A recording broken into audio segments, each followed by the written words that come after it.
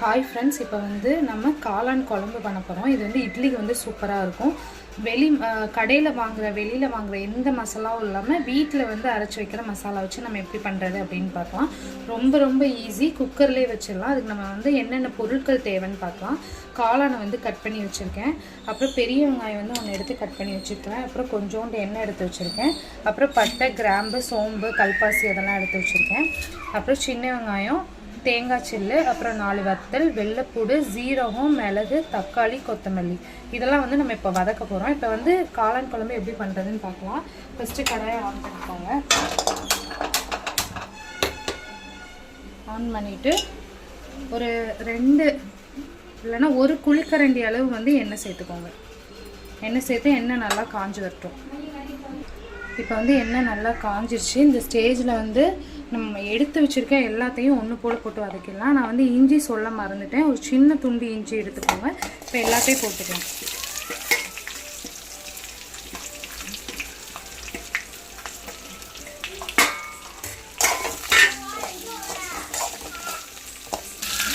இதோட வந்து நான் கொஞ்சம் கருவேப்பிலையும் போட்டுக்கிறேன். கருவேப்பிலையும் போட்டு நல்லா வதக்குங்க. நல்லா வதங்கினதுக்கப்புறம் வந்து நம்ம பார்க்கலாம். இப்போ வந்து நல்லா வதங்கிடுச்சு. நம்ம இதை ஆற வச்சுட்டு அரைச்சிட்டு பார்க்கலாம் எப்படி. இப்போ வந்து நல்லா ஆறிடுச்சு. இப்போ வந்து நம்ம மிக்ஸி ஜாரில் சேர்த்துட்டு நல்லா மையாக அரைச்சிக்கலாம்.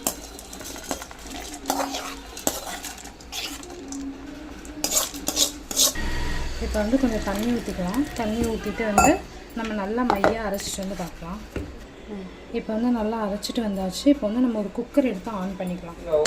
இப்போ வந்து ஸ்டவ் ஆன் பண்ணி ஒரு குக்கர் வச்சுட்டு ஒரு 2 குழிக்கரண்டி அளவு எண்ணெய் விட்டுக்கிறேன். நான் முடிஞ்ச அளவு வந்து வீட்டில் நல்லெண்ணெய் யூஸ் பண்ணுங்கள். அதுதான் வந்து ரொம்ப நல்லது. செக்கில் ஆட்டில் நல்லெண்ணெயாக வாங்கி யூஸ் பண்ணுங்கள். அதான் ரொம்ப நல்லது. இப்போ வந்து எண்ணெய் நல்லா காஞ்சி விட்டோம். அதுக்கப்புறம் பார்க்கலாம். இப்போ வந்து எண்ணெய் நல்லா காஞ்சிடுச்சு. நம்ம இந்த ஸ்டேஜில் வந்து பட்டை, கிராம்பு, அப்புறம் கல்பாசி, சோம்பு இதெல்லாம் எடுத்து வச்சுருக்கோம். அதை வந்து இதில் போட்டுக்கலாம். இது நல்லா பொரிஞ்சு வரட்டும். இப்போ வந்து நல்லா பொரிஞ்சு வந்துருச்சு. இந்த ஸ்டேஜில் வந்து நம்ம ஒரு வெங்காயம் நான் சின்ன சின்னதாக கட் பண்ணி வச்சுருக்கேன். அதை வந்து போட்டு நல்லா வதக்கிக்கலாம். இப்போ வந்து வெங்காயம் நல்லா வதங்கிடுச்சு. நம்ம இந்த ஸ்டேஜில் வந்து நான் வந்து அரைச்சி வச்சுருக்கேன் மசாலா சேர்த்துக்கிறேன். அடுப்பை வந்து சிம்மில் போட்டுக்கோங்க, இல்லைன்னா வந்து மேலே தெரிக்கும்.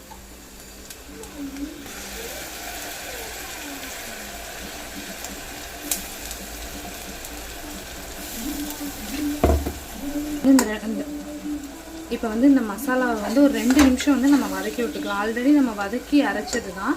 அதனால் ஒரு 2 நிமிஷம் வதக்கி விட்டுட்டு நம்ம வந்து காளான் இதுக்குள்ளே சேர்த்துக்கலாம். இப்போ வந்து 2 நிமிஷம் நல்லா வதக்கி விட்டுட்டேன். எண்ணெய் பிரிஞ்சு வரணும்னு அவசியம் இல்லை, ஏன்னா நம்ம ஆல்ரெடி வதக்கிட்டோம். அதனால் இந்த ஸ்டேஜில் வந்து நம்ம காளானை சேர்த்துக்கலாம்.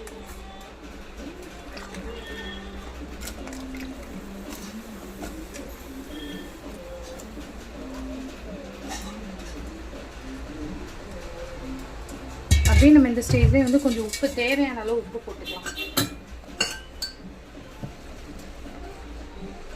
நான் இவ்வளோ உப்பு போடுறேன். அதுக்கப்புறம் வந்துட்டு நம்ம டேஸ்ட்டு பார்த்துட்டு போட்டுக்கலாம்.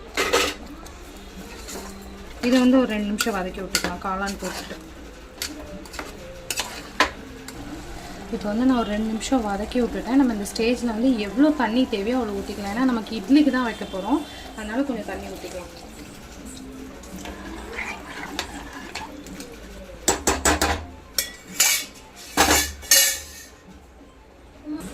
இப்போ வந்து தேவையான அளவு தண்ணி ஊற்றியாச்சு. இப்போ வந்து குக்கர் மூடி போட்டு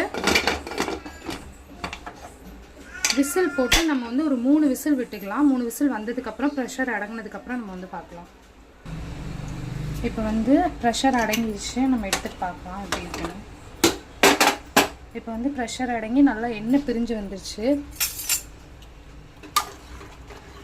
இன்னும் உங்களுக்கு கொஞ்சம் கட்டியாக வேணும். இது வந்து இட்லிக்கு வச்சுருக்கிறதுனால இப்படி இருக்குது. இன்னும் கொஞ்சம் கட்டியாக வேணும் அப்படின்னா கொஞ்சம் கொதிக்க விட்டிங்கன்னா நல்லா கட்டியாக வந்துடும்.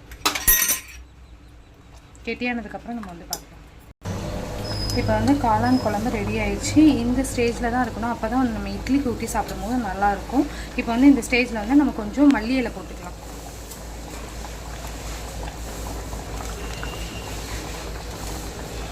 மல்லி இலை போட்டுட்டு ஸ்டவ் ஆஃப் பண்ணிடலாம்.